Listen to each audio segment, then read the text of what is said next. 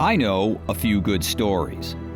They take place in a corner of America that might seem familiar, yet still manages to surprise. The settings are spectacular, the characters compelling, the action exciting, the plot lines unpredictable. I'm Tom Richardson. Join me as I explore New England's great outdoors, from Candlewood Lake, Connecticut to Caribou, Maine, from the beaches of Cape Cod to the peaks of New Hampshire's White Mountains. The stories are waiting. Let's live them on Explore New England.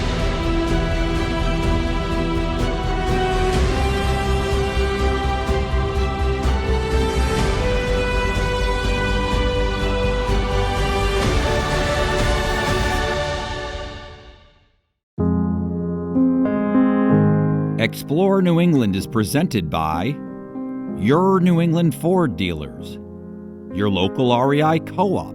REI believes a life outside is fundamental to a life well lived.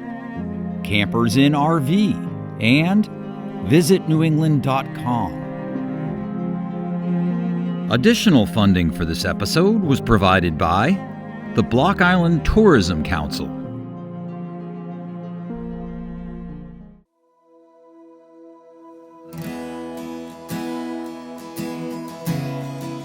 The fall migration of birds and marine fish is a spectacular annual event, and I would argue there's no better place to witness this mass exodus than along the southern coast of New England. Islands in particular serve as important stopping points for both types of migrants, a place to rest and refuel before continuing their journey south. And as it so happens, early fall is also the perfect time of year to visit our coastal islands, whether or not your aim is to intercept fish and fowl. On Block Island, some 9 miles off the Rhode Island mainland, daily life for humans also changes with the arrival of September.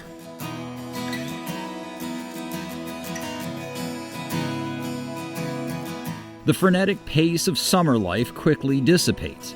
Plus, it's a lot easier to get around, whether by bicycle, car, or on foot, and find some space all to yourself.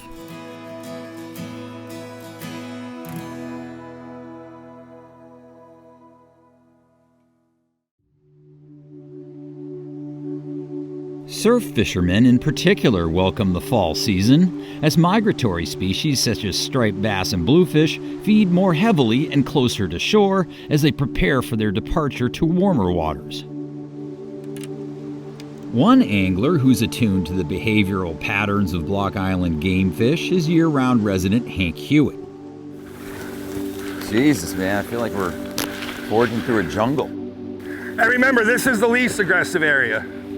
During much of the season, Hank skippers the 32-foot charter boat Harley for Block Island Fish Works, but he routinely fishes through the night during the fall run.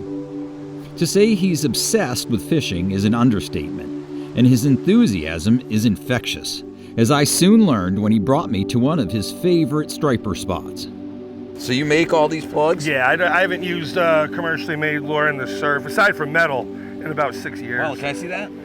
Wow, and so you just have a big... A single inline, yep. Because that way the fish can't get leverage, and you don't wind up poking their eyes out by having a second hook on it. So what kind of wood do you use? That's Alaskan yellow cedar. Uh-huh. And it starts out as a rectangular block. It gets laid down, and then this has about 3 coats of epoxy on it. It is weighted accordingly to fly and work through the column. No fish is going to get off on this thing.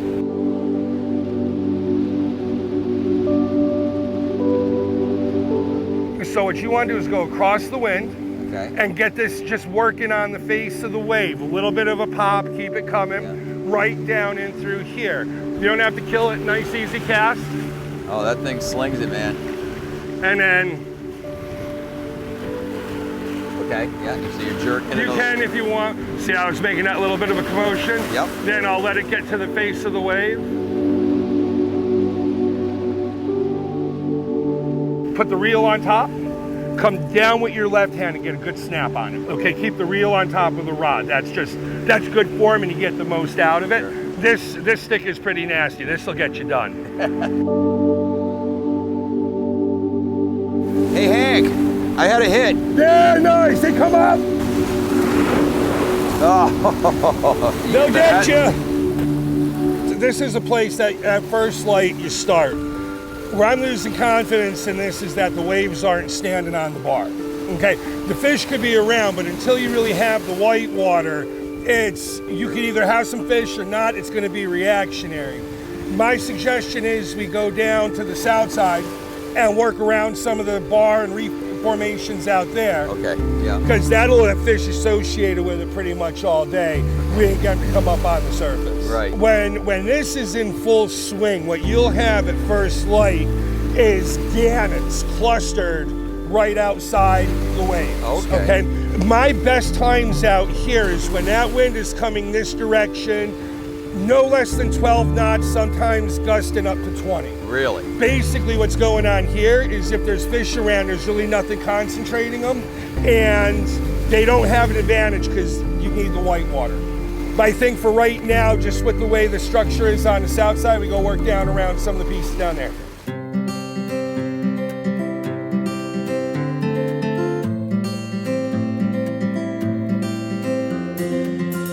So tell me where we're gonna fish. So basically what we have going on out here is there's a rock reef out off the beach that you'll see where there's a big Volkswagen-sized boulder.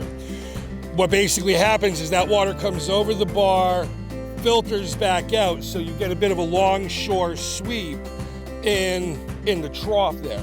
So what'll happen is those fish will come over and filter in and around behind that bar where it kind of flows out. So you can have fish throughout this whole span here. If I'd have to put one place on the island that's my favorite place to fish, it's this. I will say that it's your best times to fish in the surf are sunset to sunrise, but if there's one place that we can find fish during the day, it's gonna be here.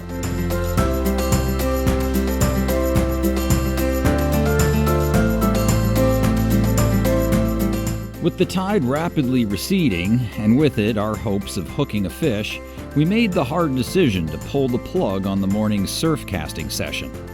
Fortunately, there was another, very different fishing option to pursue, sort of an emergency backup plan. But that would have to wait until the very end of our trip.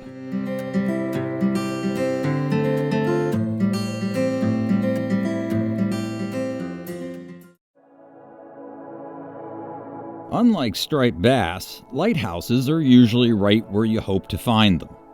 But that doesn't mean they don't move occasionally. Such is the case with Block Island's Southeast Light. Built in 1875, the entire massive structure was moved 245 feet north from the eroding bluffs in 1993 to keep it from tumbling into the sea. While this afforded the historic beacon a temporary reprieve, the tower and keeper's quarters required additional restoration. After 28 years, the lighthouse finally reopened to the public in 2021, and I got to see the restoration work firsthand on a tour with Southeast Light Foundation docent Jim Milner. In 1874, the lighthouse was constructed here on the bluffs of the island, but the federal government paid for the lighthouse. They knew that the bluffs were eroding away. Even back then? Even back then. For thousands of years they've been eroding away. The local farmers told them, you better be careful where you put that lighthouse if you're going to the south side of the island, because we have to move our fences periodically because of this erosion. They put the building intentionally 300 feet from the edge of the bluffs. It's a good thing they did, because by 1993, that 300 feet had been reduced to less than 60 feet. So we did have to lift the entire building up and move it. We found out in the early 1980s that the Coast Guard, who of course owned the building at that time, said, no, you can't, we know it's in danger, but we can't spend the money to move this lighthouse. It's 2,000 tons of building here, it's brick, it's fragile, we don't think we can move it. Block Islanders said, wait a minute, we can't lose this building, it's one of a kind. It's an icon for Block Island. It's the only lighthouse of this architectural style anywhere in the world. We have to do whatever it takes to save this building.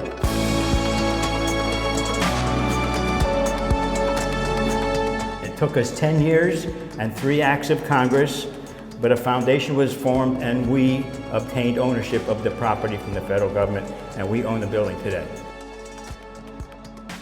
This is set up as a museum now, so if you look around, you'll see a lot of exhibits on the walls, a lot of history of not only the lighthouse itself, but a lot of Block Island history as well.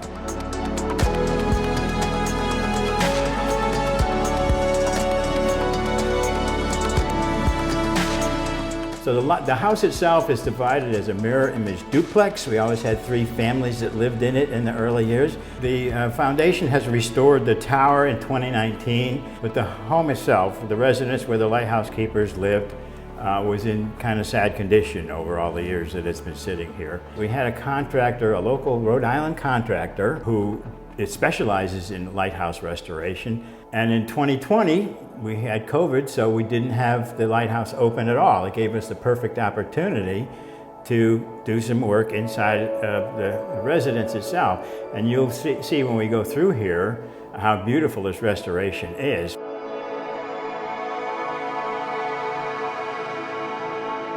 The outside, unfortunately, suffered much worse from the weather that we have out here, and the watch deck was not safe any longer. The railings had deteriorated and had been removed, so we couldn't take people outside. The restoration, a lot of the restoration of the tower itself was repairing ironwork. Right. And so was that like you had to have those custom made, Absolutely, right? everything is custom. This is, again, one of a kind. It's an architectural masterpiece.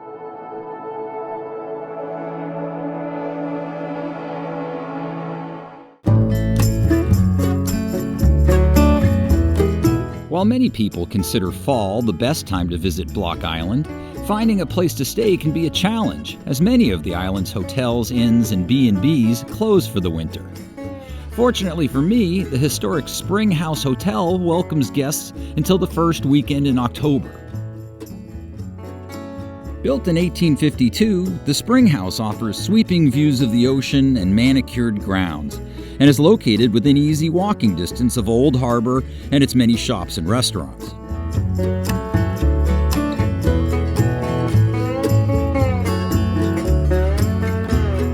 Rooms range from singles to suites to full apartments, all updated with modern amenities. The resort is a popular venue for weddings, and there were no less than 3 taking place on the weekend I happened to visit. Luckily for the betrothed and their guests, the weather was spectacular.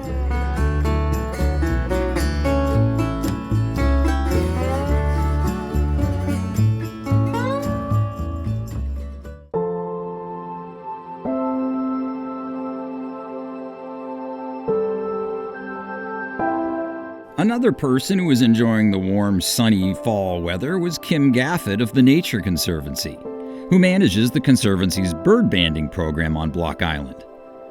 Autumn is bird migration time, of course, so Kim is busy capturing, documenting, and banding the various species that stop by on their way south. At the house where I am running a bird banding station is where Lise Lapham started a bird banding station in 1967. A huge variety of birds pass through the area, from wrens and warblers to raptors and sea ducks. I caught up with Kim at the Nature Conservancy's Lapham House property off Cornhill Road for a bird banding session that was nothing short of fascinating. And this is a mist net.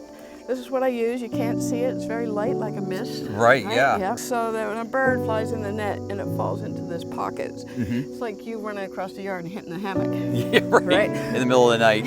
If they're off of New England, off of Block Island, they're out over the ocean. It's really not a good place for them. They want to be on the eastern seaboard, but the northwest wind pushed them out. So they're over ocean, and they're really lucky if in the morning they're over Block Island, because then they can land and rest up. So first thing you got to do is, it's going to scream a lot. It's a yellow-bellied sapsucker. A yellow-bellied sapsucker. And they're known for their screeching. Oh, now they're pecking. Now he's pecking. That's a woodpecker peck. You know, the bird banding, at least when I started with Elise, it's sort of like an apprentice kind of thing. You have to start with somebody. She teaches you how to take them out, how to identify birds, how to handle them. She taught me everything I know. Ooh, This is a migrating fall warbler. It's remarkably calm. Yeah, You must have that way about you. Unlike the sapsucker. Yeah. So I just opened the band, but it won't go over any joint, and it's well banded. Then I record the number.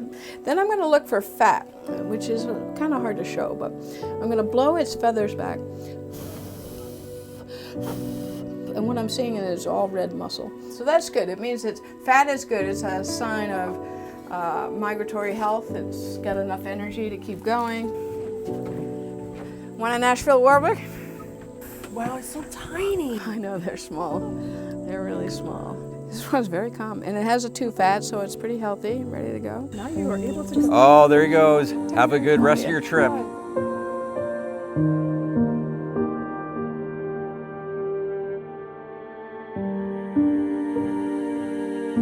Black pearl warbler. This one's going to go farther than any of us have been this year, probably. So I'm going to do this yellow-bellied sapsucker that we got out of So this is our sapsucker. I feel You personal... feel like you own this, right? I feel like a personal kinship with this sapsucker. Look at that beautiful back. Yeah, That's totally woodpecker, you know. Black and white patterning. You're going to put it in your peace fingers. Okay. Okay? So There you go. make a little cake. Yep. All right, little guy or girl, thank you for cooperating and giving us a nice lesson in bird banding. Best of luck. Open your top pan. Oh, you are a lucky guy. There he goes. That was great. You hardly ever stick. Well, you know, some people have the touch. You've got the touch. Some people are woodpecker whisperers like me.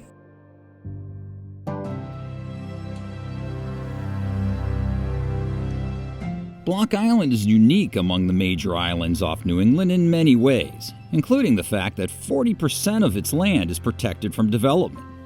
That means plenty of places where the public can hike and experience nature. After my bird banding session with Kim Gaffett on the northern part of Block Island, I drove a short distance down Cornhill Road to the Hodge Family Wildlife Preserve for a meeting with Scott Cummings, Associate State Director of the Nature Conservancy in Rhode Island. So this preserve, it was conserved in 2004 by the town of New Shoreham, the Block Island Conservancy, the Block Island Land Trust, and the Nature Conservancy. It's 24 acres, which doesn't sound like a lot, but it's a lot for Block Island. It connects to about another 200 acres of conservation land. And so that's what we're really trying to do, is patch together conservation land, because bigger is better when it comes to wildlife. But you can see we're in fall wildflower season, and so this is really important for all sorts of migratory butterflies. For insects, this is the spot right now, this kind of meadow habitat. And you can see that when we look around, it's alive. There's beeswork and the goldenrod. The Hodge Preserve comprises 25 acres of rolling meadows filled with wildflowers and native grasses, interspersed by hummocks of shrubs and trees and the island's signature stone walls. It's important habitat for a variety of birds and mammals, including the Block Island meadow vole. There's a species called the Block Island meadow vole, which is it's sort of like in between a mouse and a rat. Right here, there's a little trail. Oh, yeah. That is part of their highway. Yeah, it's like the view is amazing. Amazing, and this is nice right now. The time to be here is like sunset.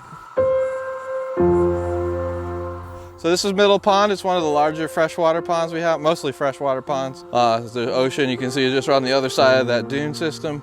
If it was wintertime, this is like one of the more sheltered ponds that usually doesn't freeze quick, and so it would be full of a couple thousand sea ducks. Usually there's some ice on around the periphery, but the middle is just chock full of birds and super beautiful.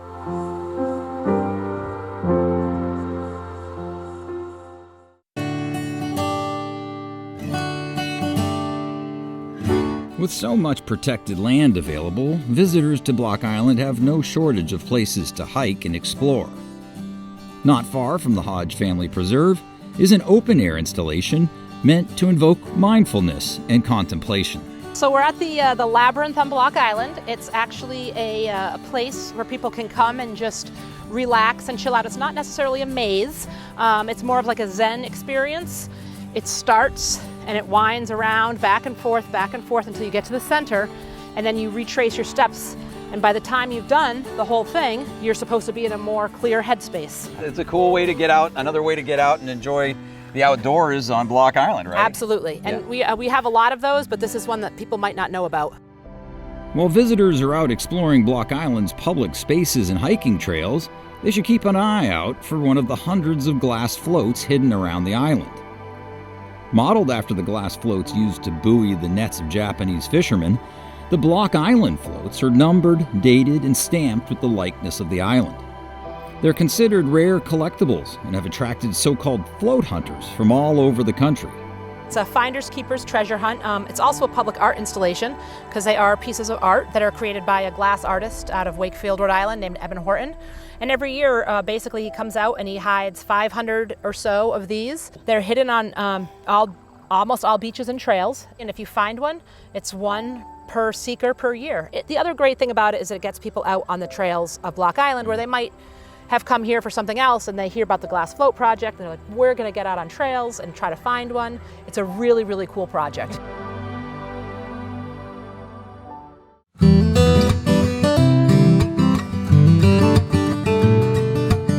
With my time on Block Island fast drawing to a close, I had less than 2 hours to accomplish the final goal of my fall migration bucket list: catching a fish, any fish, from shore.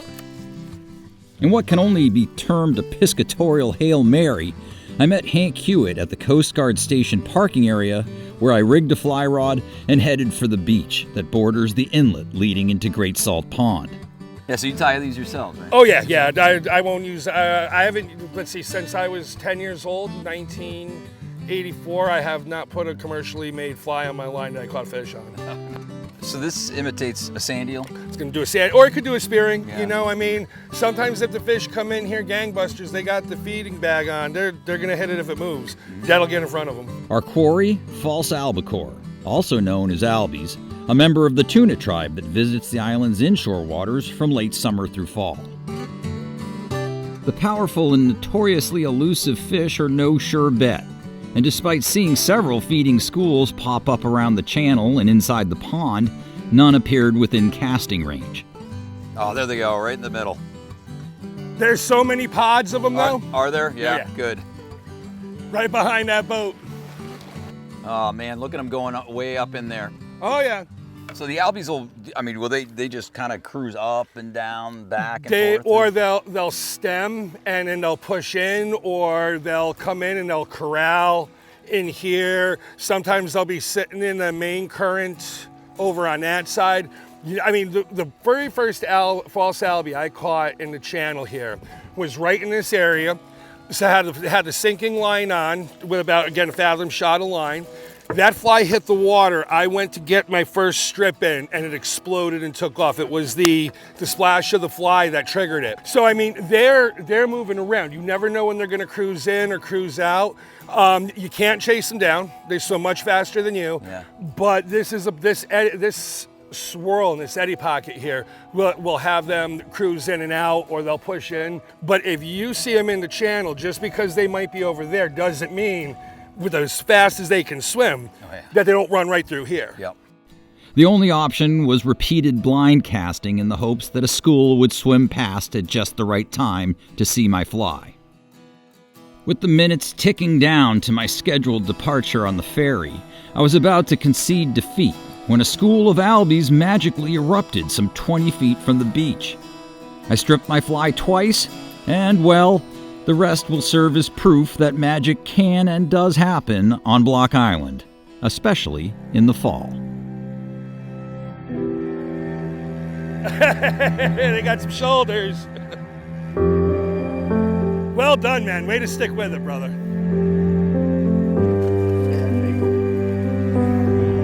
Nicely done, brother, man. Nicely done. Nicely done. All right. There you go. How easy did that come out? Oh man, I know, huh? Yeah, Awesome. Look at that. Beautiful. Well done, my brother. Man, that was a hard-earned fish, brother. That was a hard-earned fish.